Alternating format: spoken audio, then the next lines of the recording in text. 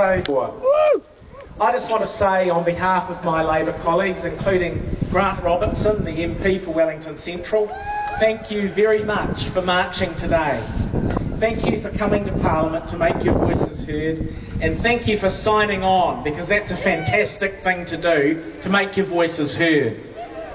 Now, this year, over the course of this year, this National Party, Māori Party, ACT, Peter Dunn government has been going backwards on climate change. Since they took office, they've just shown that they don't take this issue seriously. Just a fortnight ago, they put through an emissions trading scheme as their major solution to climate change. You know what the Parliamentary Commissioner for the Environment told us?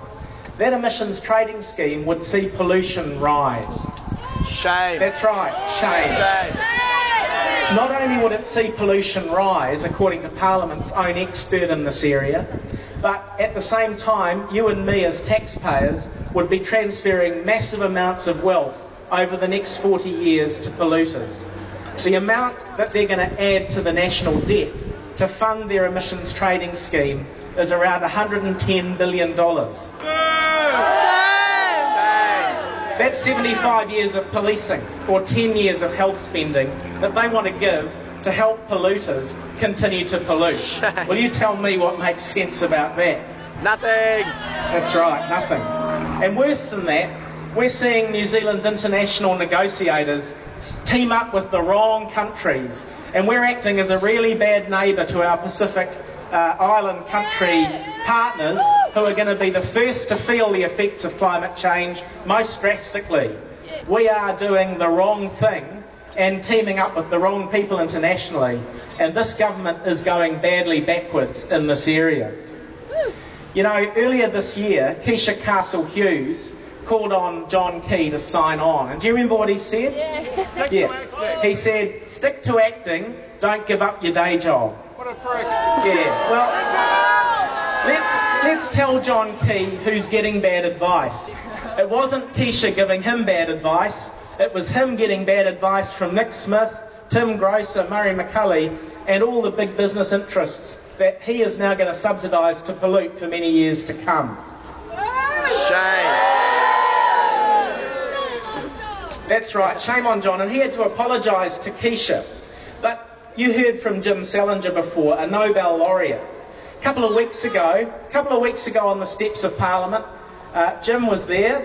He came along with a cheque for John Key, along with Lucy Lawless, that fantastic New Zealand actor. Woo! And they came with a cheque and a boarding pass for John Key. They wanted him to go to Copenhagen.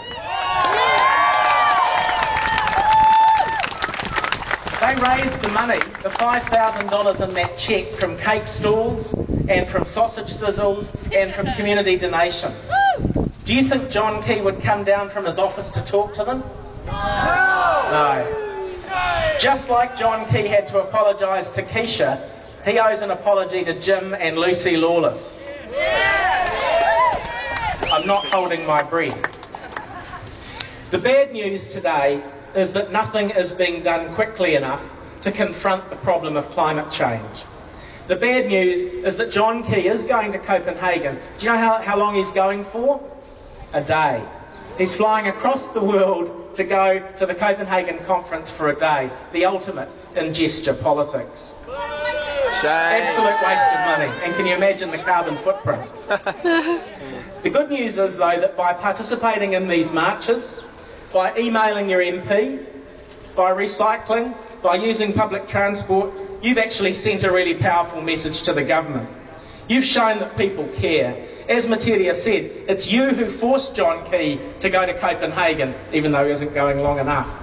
So my message to you is keep the pressure on. At the next election, only vote for political parties who share your concern about the climate. And I'll see you at the next march, and the next one, and the one after that, because we're going to keep doing this until this government listens, and until it takes this issue seriously.